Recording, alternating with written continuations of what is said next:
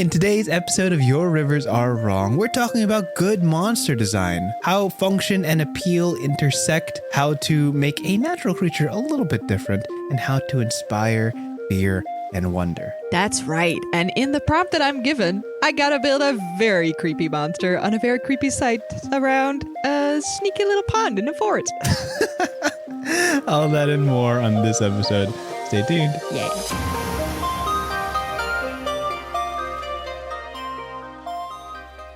Good morning, or evening, or afternoon, whenever you may be. Welcome back to the Your Rivers Are Wrong podcast. I'm one of your hosts. My name is Dante. And I'm the other host. My name is Marilyn. And we're here, as we are every week, to talk about the wonderful whimsies of world building, the arts and aesthetics of setting up a setting, and telling stories born from it. How smooth.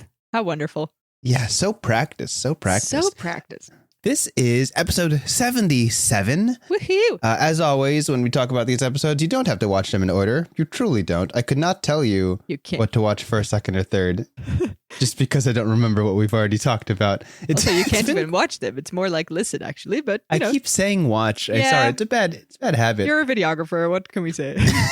I actually went back to edit the second episode of Your Rivers Are Wrong. Just because, you know how it goes. When people look at a podcast, they're like, let me start from the start. Yeah. Right. And I listen to that and I'm like, oh. And then the first ones are absolute messes. Yeah. Yeah. A little bit amateur, you know. So I was listening to it and first of all, I cut out like 4 minutes of dead time. It's like breaks. How about that? You know, we were just maybe way more zen back then. We were Time to ponder, weebabs. We would say and there'd be like a 4-second break. Nice. And I'm like, that's a lot. 3 seconds too long. Yep.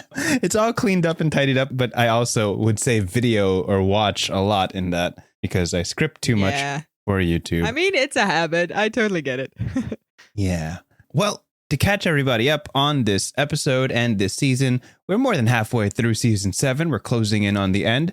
We've been chipping away at this season for over 2 months now. Yeah. If you listen to the start of it, episode 71, that was recorded like right after Thanksgiving. And right now, we're more than halfway through February. Heyo. Are we getting better at it? Yeah, we are. Sure. It's not a matter of being better at it. It's just that we're busy people. You need to take your time for quality content. That's true. That's true. Yeah. We are grown adults and we have grown adult responsibilities. Okay. And you say so, my friend. Combined with a long 6th season for some of us. Yes. As well as work responsibilities and laptops dying. Tabs dying, replacing parts, all that nonsense. Yeah. But we're back. We're doing work. We're ready to go. We've put all that behind us. Yeah. Yeah. What's great about so much time passing is that I've got to consume so much media in the meanwhile. Hey, yeah, that's how it goes, doesn't it? Yeah. I have plenty to talk about, and one of the things I've been watching is related to the topic for today. But are there any updates before we jump in to the topic? Anything you want to inform the fans of?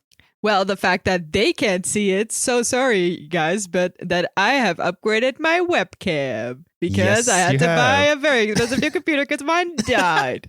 So, you know, for all the viewers out there, which is literally one person in front of me right now. That's at me. Least I'm sharper. Hey. You are significantly sharper. Hooray. To the point that I feel like your room is brighter. I don't know if that's a webcam thing, but you seem more vivid. Yeah. Also, it's like in the middle of the day in here and it's early morning for you, so that might help, but you know, just as a reminder. But we always record at this time, and right there's like a orange glow that's filling the room. Maybe feel like I'm just, you know, enlightened today. Maybe that's just what happened. It could be your mental peace is radiating through the webcam. I've also started to watch Avatar, so maybe, you know, the spirit of it seeps in a little bit. Yeah. That's fair. That just came out, the Netflix series. I haven't started on it, but I really didn't want to because I was saving it to watch it with Cherry, but I couldn't help it. So now I'm like 4 episodes in. Sorry, Cherry. No. Brutal. Totally Cherry, good. if you're listening to this. No, she'll figure out later. We're going to watch probably tonight or something. I don't know. Are you gonna tell her you've already watched more than half the episode? Probably, because if she hears this and she's listening to the podcast, I would feel so bad about myself. It's not going to happen. You're perfectly safe. We put all that behind us by then. Anyway, how about you? I recently got to go to Vancouver, Canada. Ooh, Nice little weekend trip. Have you been to Canada before? I've been to Toronto, so the eastern side of Canada. Right. This is the first time I'm like West Coast Canada, which is nice. I traveled for the same reason I've been traveling for the last 3 years, to visit D&D people. The best reason, though. Like, let's not lie about To this. visit people that I've known online. That's so great. Yeah. Oh, that's super fun. That sounds great. I got to meet some Canadian friends, some people also on the East Coast who flew over, as well as a friend who lives in Japan. So it was really an opportunity. They came to Canada as well? They all came to Canada. What? That was the That's meetup spot. Oh. Surprisingly, like the midpoint. Yeah, I'm like, All God, the it kind of locations. checks out. Yeah. Wow, amazing. But it was nice. It was nice. Oh, that sounds super fun. There's something about knowing people only through voice call and then finally seeing them in person. And it's like, yeah, Realizing. that all tracks. Yeah. It's funny, right? You feel like a complete person now. I see it. I see it. Because somehow, like, the sort of standard discourse about, like, you know, having online friends is that, oh, but they can be so different in real life. But it's never really the case, I feel like. No. Somehow, No, like, it if you hasn't. spent long enough time, that first impression is not going to lie, you know? Like, it sort of has to check out. It's really hard to be so different in real life if you spend so much time online together. Yeah, that's exactly it. It's like hours of hanging out online, more than hours. Like you can't really you can't hide fake all too that. much. Yeah, it Yeah. would take a lot of energy. Yeah. That sounds so great. Were you there for like a weekend or what? Yeah, just for a weekend. I think 3 days full, and it was fun. We didn't get to play any tabletop games there, but we What? didn't really need to. Oh, yeah. Because it was like we You do that always enough. play TTRPGs together. We're like, why would we spend our time doing that in person? But you know, it was a lot of fun. So Great. that's my update. That's all I got. Amazing. So with that, let's jump into our topic for today, which is a topic that we have discussed probably multiple times in passing on this podcast. We've also had a whole fan prompts episode dedicated to this topic in particular, but I wanted to talk about it in long form. I wanted to talk about it in detail. Today, we're going to talk about monsters. Let's talk about monsters. Have we never talked about monsters as an episode? We had the fan prompts monsters episode for like Halloween, Yeah, but and monsters show up wow. a ton in our improvised prompts at the end of the episode. I guess we've always talked about like a specific kind of monster or a genre of monsters within the general umbrella of monsters. Yeah, I guess that's right. Huh. Interesting. Yeah, that's great. We really should then by now. We really. How did we miss it, you know? I was brainstorming topics, and then I'm like, "What about monsters? What monster do I want to talk about? What about monsters?" What about monsters, you know? we're so deep into our podcast that now I have to go to Spotify and search through our episodes to see if we've covered it. I do that too, yeah, because I super forget everything we talk about. I type in the topic. I'm like, have we covered this? But apparently not. So what I specifically want to focus on is monster design. Like what makes a good monster, you know? Love That's kind of the focus here. And the reason this is brought on is because I've started a fantastic new Netflix anime series, which some of you already know what I'm talking about. Well, it's all the rave today. Tell me more. It's a manga that is highly lauded for a couple of years now that's recently been turned into an anime. It is Delicious in Dungeon, or Dungeon Meshi. Oh, I've never heard of that. At least at the start, it's about 4 adventurers trying to get to the bottom of a dungeon, searching for their 5th member. And the reason why they lost their 5th member is because by the time they reached the bottom floor, or wherever they reached, they were too tired or fatigued to fight, to handle what the threats that were ahead. And the new change that they've made to their party, is that they've added a cook. Aw, that's so wholesome. It's a great premise. 2 of the core characters are a dynamic duo of one of the main characters who really loves monsters and the second guy who really loves cooking monsters. And it's like the combination of their knowledge sounds useful on monsters in these dungeons is so fun. And it's such a fresh change of pace to what we're used to in these fantasy anime series, where a lot of shows focus on, the monster threat, how to kill the monster, their weak points, like the danger of it. Whereas these guys talk about how the monsters fit into the natural ecosystem of the dungeon and their necessity in establishing this homeostasis in the environment, and of course their nutritional value. So it's such a quirky take on the classic dungeon delve, and all the characters are so funny, and I love just this little slower paced journey. It feels like a continuous world building process, how they go through to each floor and discuss the ecosystem in such great detail before continuing onwards. It's very, very refreshing. Amazing. In that context, it got me really thinking, because I'm watching this every week and I'm like, wow, I loved that episode. Why did I love that episode? It's because they take the time to break down the monsters beyond what you'd normally need to know or expect to know. And it's so fun. So today I looked up articles on how exactly to make a good monster, like what constitutes a good monster. And what I found was this article by a creative artist called Sam Santala. He's worked on games like Guild Wars and a couple of Avatar and Dragon Prince adjacent games. Nice. And he had a talk where he discussed, this was the topic, bringing creatures to life, how to make good, emotionally appealing creature designs. And what he went into, the bullet points that he provided, were really insightful in like the mindset of what goes into creating a creature from scratch and making it come to life. That's the topic for today. That sounds so lovely. Because I think there's so much linking to this, right? Like, I love the fact that you're already talking about like monsters in sort of context, because it's always just like, yeah, it's kind of what you were saying. Like, it's always just a battle. Like, it's there to serve the sole purpose of like action, usually, or at least in sort of the typical tropey way, and then it can still be a very cool monster. Like there's a lot of cool, boss battles or whatever that are very well designed and are, because of that, very interesting to look at and very interesting monster design. But then still, like, the territory that's not too often talked about is more like the creature aspect of it, right? Like, how does it's you kind of sort of want to go into the sort of slice of life of a monster, right? Like, what does he do on a daily basis? Like, where does he get his food? Like, is this a hunter? Like, can this thing talk? Can it communicate? Does it have babies to care for?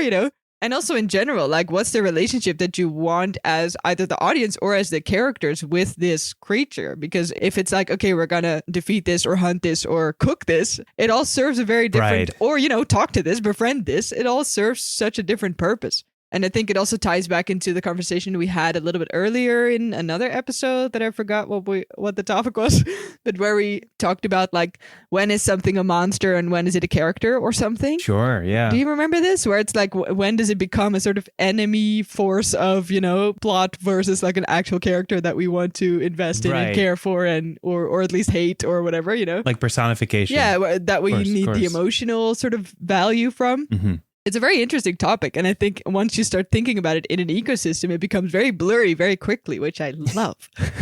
Yeah. I love confusion in character design and creature design. Yeah. Yeah. You've talked about a lot of really great things just now, and I'm basically going to just take that paragraph you just said and just put it into bullet points. Step one. Because you touched it all. Sure, you touched a lot of really important things. Where we're going to start is, and where the discussion started with Sam Santala, is discussing a monster's function and appeal. So function refers to how the monster services the game or the story, right? How does it speak of the world by existing? Yeah, that's well said. It's kind of a good foundational standpoint. It's like, if this creature exists, what does it say about, one, their immediate surroundings, and two, the greater story at large? Why is this monster here? And why is this monster here? It's kind of like two different things where why is there a monster? First question. And why is there a monster here? Second question. Yes. Right. My brain was like doing the rapping as you were talking. Yeah. I was trying to say it. No, I got it. I'm like, no, I got to get it exactly right. Great. And what I'm going to do is I'm going to cut out all the times I did it wrong, which is perfect. This is the power of editing. Beautiful. Power of editing. Yes. So to say, like, it is a common problem when running tabletop RPGs that feature monsters. I recently read a TTRPG quick start called Wilderfeast, which is a game like almost exactly in line with Dungeon Meshi in that it features large monsters and the responsibility of killing enraged monsters that have lost control of themselves and respecting the food and the sustenance that it provides you. It's a really cool game, Wilderfeast, coming out later this year. And when you have to construct a monster for a game, sometimes you could just throw in a random monster and your players will be like, yeah, let's kill it. And it's dead, right? And you move on. Yeah. But a really satisfying part of world building is putting in a monster that suits its environment. That speaks of like what is around it. Yes. It is a product of its ecosystem. And the players have to, one, learn about why it is how it is, and two, how to best address it. So that's what it means by function and appeal. Yeah. I also love this so much because it immediately reminds me of the idea of like a lair, right? Like the monster in its natural territory where you're like, I'm on your turf now, which makes it instantly more scary or more, humbling, whatever way the interaction's going, right? Like it can also be a very spiritual thing or something like Princess Mononoke or I don't know. But then if you are on somebody else's like home grounds, you're not just fighting or visiting or communicating with a monster, but like with the whole sort of world that is this creature's home, which is literally like an X amount more intense than just having the monster in a sort of void or in a general field, right? It's very important. Yeah. Yeah. There's a whole book, and I'm realizing just how much I love monsters. Because like the longer this podcast goes on, sorry, I must keep talking about monsters. I like how you said that it's such a series. Like I've had an epiphany lately. Because like as we this didn't podcast already is know going, you're like a TTRPG player. I turned to every corner of my room and I'm like, oh, there's something referencing monsters here. There's literally a book, and I'm just going to confirm that I have the right book here. Yeah, there's a book that I bought. It's one of my only physical books. It's for TTRPGs. It's not the actual game, called The Monsters Know What They're Doing. That's the name of the book. That's a great title. What the hell? It's by Keith Ammann, Ammann. And basically it takes the base monsters of the monster manual in D&D 5th edition and gives you logical, reasonable ways to run them in ways that are engaging and appealing to the players. Oh, that's like dope. How they fight, how they hide, where they eat, what they want, things like that, their motivations and stuff like that. And it's so interesting. But I wanted to kind of bounce to the next point that I wanted to bring up about monster design, which is their anatomy. I feel like the anatomy of a monster, how they're built, how they look is super important to conveying the motifs and ideas of what they're intended to be. So, for example, the reason we call them monsters, is that they're unnatural, is that they disturb the so-and-so natural order. They're not supposed to exist the way they do, but they do, right? And there's a lot of different definitions of monsters, but that's one that kind of rings true when you're speaking of these more bestial creatures. One of the tips that they offer is that if you're trying to create something that looks quote-unquote monstrous to the general audience, you want to take away pieces of them that can be found in the natural world. So the closer they are to some sort of natural analog, like a deer or a dog or a bird, the less monstrous they are.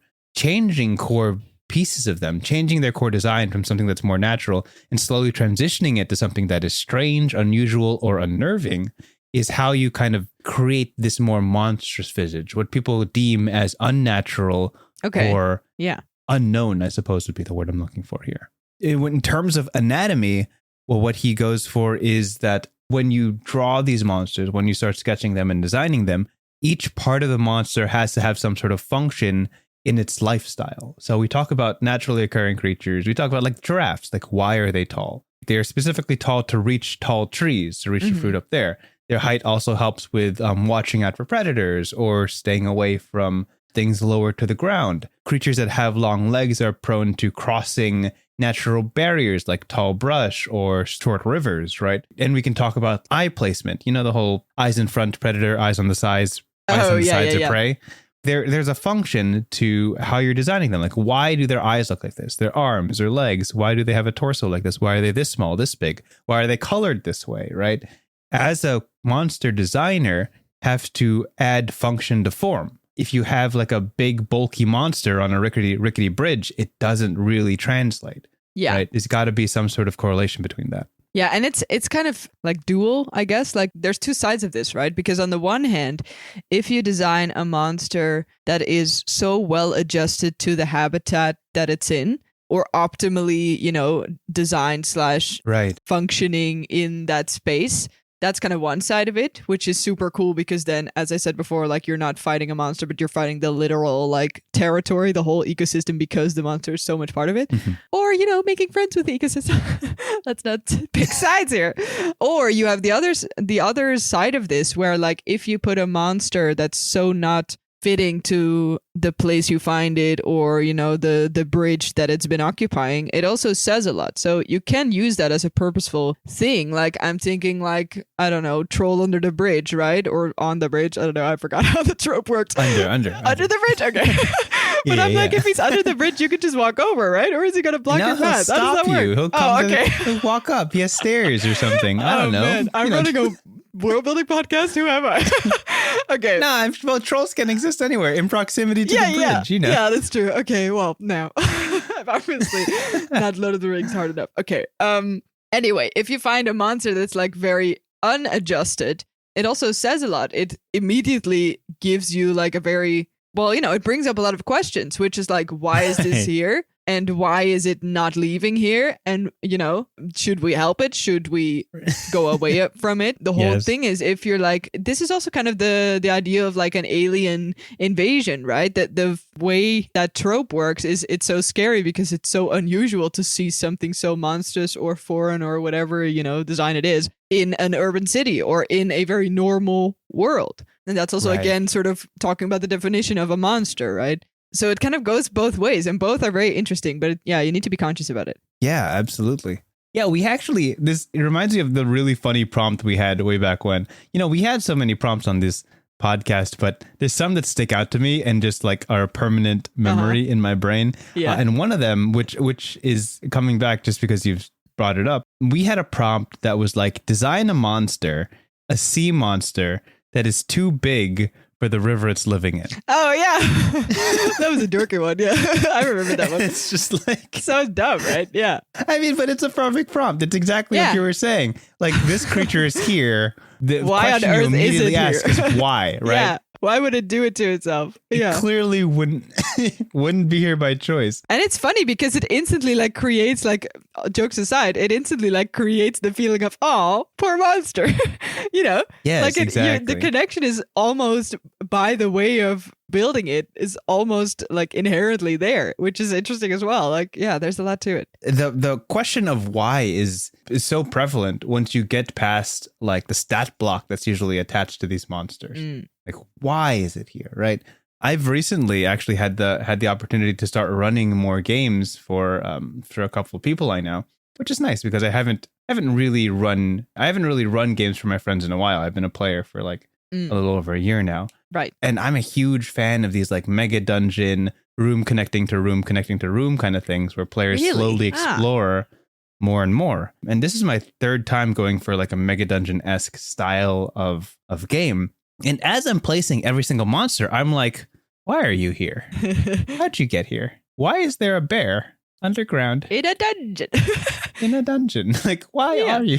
So like every time I place on a monster, I like kind of have to pull back from the screen, just sit there. And I'm like, why are you here? Did someone put you here? Did you find your way here? Do you like it? That kind of Are you happy? Are you happy? Yeah, it's so important. When you have the players that I'm running for, there's so much why. There's so much why. It's never like we've been playing for long enough that it's just like, I know exactly what this monster does. Why here though? So what other question should I ask here? Yeah. Right. I mean, it's also inherent to improvising, right? Like I feel like that's kind of part of the deal. Yeah. Like I've thought about, why is the bear in a subway more times this month than I've ever thought I would. Than I've ever thought I would. Can you please tell me the answer? Why was the bear in the subway? No, the players don't know yet. Oh, dang it. You're just going to leave me hanging? It's not because I don't know. There was a window in time where the answer was, I don't know. Sure. But now it always the is. Answer, It always starts in classic Game Master fashion. Now the answer is, I know now. I didn't know before, but now the players have to figure it out. Okay. I was gonna ask before, like, is it the fascination with Mega Dungeons that it sort of all adds up to, like, you're slowly finding puzzles to the big sort of, well, either reveal or like end, like literal end of the tunnel, or figuring out why the system is there, or is that part of it? Because I'm not that hardcore of a dungeon person, but that part I do find very interesting. Yeah, the why is so crucial because it's so like literal tunnel vision. Like you can only go one room at a time, right? So you literally are not able to see the full picture. A lot of running Dungeons and Dragons in particular is having these massive dungeons and then asking yourself, why did someone go through all this trouble to make it? Right? Yeah. Why did they put 20 rooms next to each other, exactly 50 feet by 50 feet next to each other, for no purpose except to house monsters that people are going to be fighting? Like, what is the purpose of that, right? Yeah. What is the function? Why does this exist? Why are the players going through this and not just leaving to do something more satisfying, right? So the why is so interesting. And as I continue to build these rooms and have them traverse through it, it's so satisfying for them to see something and be like, why is that there? That's weird. That was also in the room previous. Why is this monster like this? Yeah. Didn't we kill this monster already? Why is it back? Those kind of things. Those dots. It's very fun. It's very fun. Before we go off too far off the rails, I do want to attach this last thing that I feel like we've already been talking about. There may be 2 points. We'll find out. The final real bullet point I have here is that it should inspire fear or wonder. I think a core tenet of monsters is the visceral reaction people have to seeing them. Right? Yeah. Yeah. For sure. Like the difference between like... Part of the deal. Yeah. The difference between like cats, dogs, and birds. Not that people don't have wonderful reactions to those. The internet is full of them, in fact. Yep. In monsters is that they inspire these very strong visceral feelings that make you want to act a certain way. Yeah. Very prehistoric. Yeah. Human versus the world. Very carnal. Very strong. Yeah. Very primal. Instincts. That's kind of what you want, right? Yeah. And it's like, do they think of it as baby or do they think of it as threat? It's kind of like you gotta really hedge your bets. Yeah, it's true. But it's true. Yeah. Yeah. Like when it comes to writing stories, when it comes to running games for people, right? The goal is for a story to happen, and monsters are yet another tool for that story to move forward, to progress, to instill foundations of the world. And the real fantastic part about monsters is that they interact with you. It's not just a statue. It's not just the sky or a riverbank. Yeah, it's not a trace. Yeah, these things will respond in kind to however you react to them. It's a very interactive part of the world and very, very core to lots of fantasy fiction. Well said. Yeah. There's a reason that monsters are so present in a lot of media we consume, I think. And it's literally the past half hour we talked about. Yes. Great topic. And important too. You gotta set like the grounds before you can dig into the mermaids and the the krakens and everything. Right. Yeah. Lovely. With that said, I do want to jump into the prompt for today. Yep. Which you will be helping me with. Knew it was coming. So what I want to do for our prompt for today is offer you a randomly generated location. Ooh, I like this already. This is great. And what you're going to do is create for me a monster that lives there. Yes. How's that? Oh, I love this so much. Let's go. I'm just going to randomly generate a couple things. Are you on like a fantasy generator? I literally looked up fantasy location generator. Nice, love it. That is exactly what I've done here. Big tip out there for all of the world building peeps. Random generators are my bread and butter. When in doubt, let the internet decide for you. Oh, I've found creepy site generator. Let's do that. Creepy site generator. Wow. Yeah. Here we go. Give it to me. Okay, so here is your prompt for today. Yes. Again, generate a monster from this environment specifically. I feel like this could be a whole episode, but we'll do this as a prompt. We'll do like a special maybe once. Sure. According to the creepy site generator, this is your location. Give me that creepy site. It's a pond located out in the brushland. It's been there since as long as anyone can remember. It's reported that those who visit it eventually begin behaving in strange and erratic ways. A scientist who went to visit it a long time ago vanished without a trace. So I'm going to chuck that in a place you can read. Yeah. Because it's quite a bit. I like it though. It's very nice. It's very like just giving you enough, right? Without giving too much, because that's a hard balance. I'll leave it to you. Brushland. What does that mean? What is a brushland? I know what a brush is. Google. And I know what land is. I'm envisioning like sort of tundra, but like warmer. Yes, but that's that feels like exactly it should just it be a forest. Oh, okay. Like so it looks like low growing vegetation kind of stuff. Yes, that's exactly what it is. Maybe not as dry as other places, but okay. Yeah, this is great. I already got a sort of vision there. So we're talking, just for clarification, this prompt is a monster that is sort of present in this environment, right? That we just generated. Okay. Okay. So picture the following. I'm ready.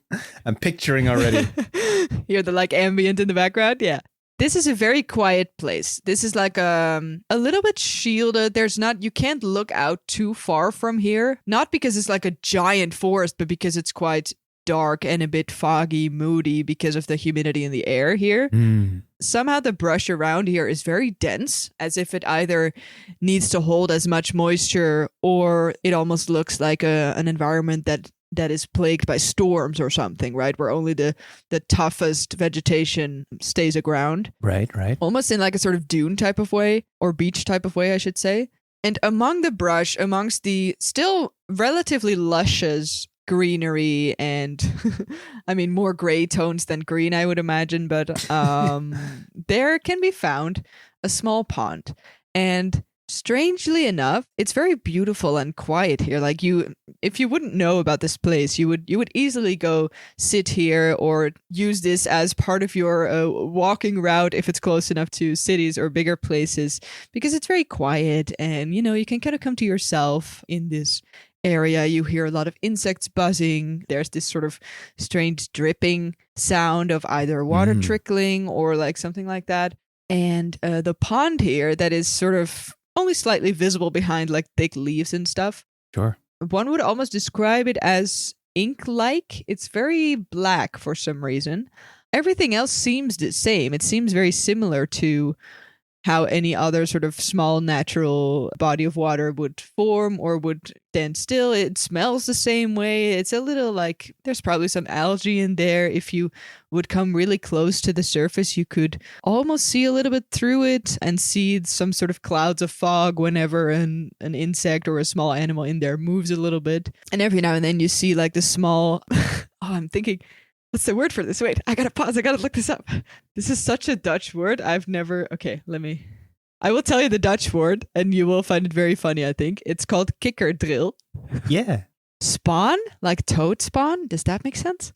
Toad spawn? It's like the tiny little animals / fishies that are like growing out into like frogs. Tadpoles. That's the right one. Okay.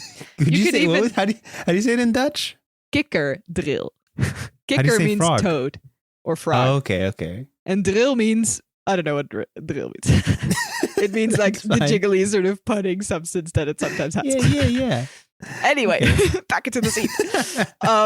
You could even see like these clouds of tadpoles, as you were saying, sort of drift by or sort of sit around the edges of this. This is a very like... There's probably a lot of life in there, but it's hard to see because it's just so black, right? It's just so inky and viscous, I would almost say.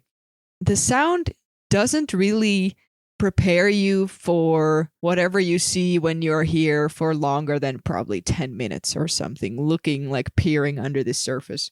As small as this pond is, like it's not a lake, it's a small place. It's very shielded and there's not a lot of water flow. It's very it's very small.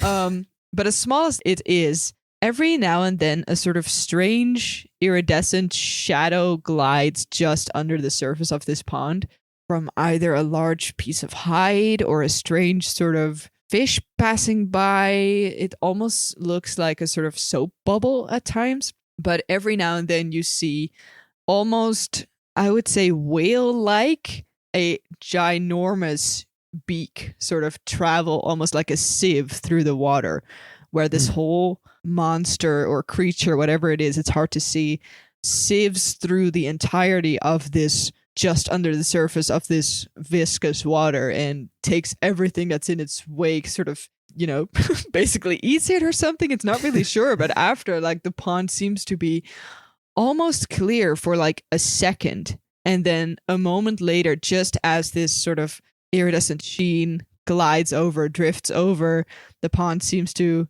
in an instant almost sort of lose the transparency in there and just become that weird black inkiness again. And I think if you would be there long enough, you might even feel a little bit strangely pulled into that surface. Like, it's very aesthetically beautiful to see the sort of blackness of it fade away, turn into rainbow mirror-like structures, clear up, and, you know, it's unlike anything you would ever see, right? And it's very tempting to just try to clear the water and try to see what's under there and see what's going on. And only few people have done so, one of which was in fact a scientist that made a lot of fuss about going there and figuring it out. Been a few years since anyone has ever heard of him, but as you would traverse into this pond and see, or try to figure out the same way the scientists tried to figure out, maybe step into the water, touch the surface, see if it feels like water, you would realize it's not water at all. It has a weird sort of balloon-like substance. And once you touch this water, there's not only like a weird sort of ripple flowing through it, but you see that the whole thing sort of comes up a little bit, and it's not a pond, but it's almost a sort of second large mouth that you're suddenly very, very trapped in. And not a moment later, almost as a sort of Venus flytrap, this whole sort of surface of the water sort of folds in, almost like how would you call this? Like, you know, when sometimes you have a sort of vortex in a water, when there's like a lot of water flow. Yes, you instantly sort of get folded into this weird sort of tarry-like surface or whatever it is, skin, I don't know, insides of something, and are gone before you know it. And the pond sort of flips into itself, closes up, and there's barely any sign of a pond left. There's no sound that would ever show that you were there. The vegetation is making the same noises as ever. And I think in a day or two, the pond would slowly start to open up again and show some beautiful, interesting features right under the surface, ready to explore. And no one has ever heard of you again. Ooh. Creepy sight. Love it. And love scene. it. Nice. You know, what do you call it? That reminded me when you were saying like the water kind of closes in on them. Have you ever seen those videos where someone's like out in the ocean and a big wave is coming up and like conversely the ocean sinks beneath it? So like, because of the amount of water that's going up? Yeah, that's weird, right? Yeah. So like immediately you're dragged downwards while the water is pulled upwards. It's just like the most super menacing freaky thing. Yeah. The sea is so scary, dude.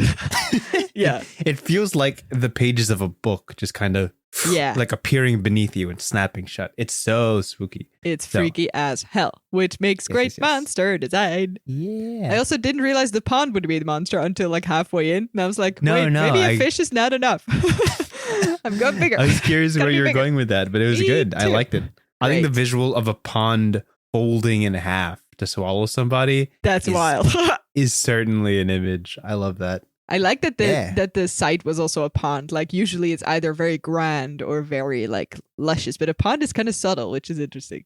Mm-hmm. Yeah. Mm-hmm. Nice. I love this prompt. This is great. Yeah.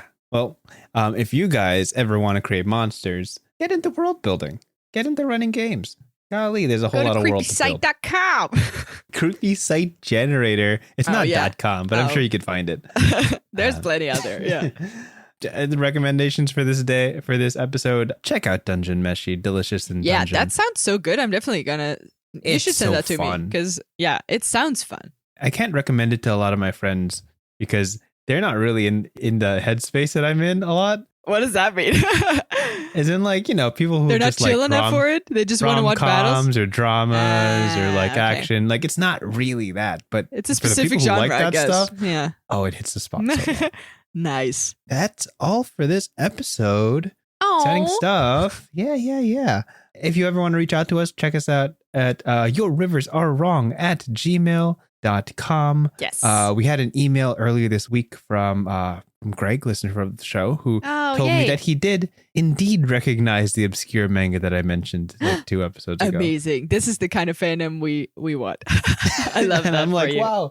Okay, that is a 20-year-old deep cut that I didn't expect anybody to point out. So anyway, reach out to us there. And of course, as you world build and storytell, always remember one thing that is true for every story and every tale you tell, from the past, present, or future. And when every monster you ever speak of, let it be known that right beside it, rippling right along. How do I end this? I mean, you dug this yourself, man. In every setting, in every world, your rivers are wrong. See you next time. We got there. Goodbye. Bye. Bye. Thanks for listening. Thank you for listening to this episode of Your Rivers Are Wrong. If you have ideas for topics, prompts, or you just want to share your thoughts, please reach us at yourriversarewrong@gmail.com. That's yourriversarewrong@gmail.com.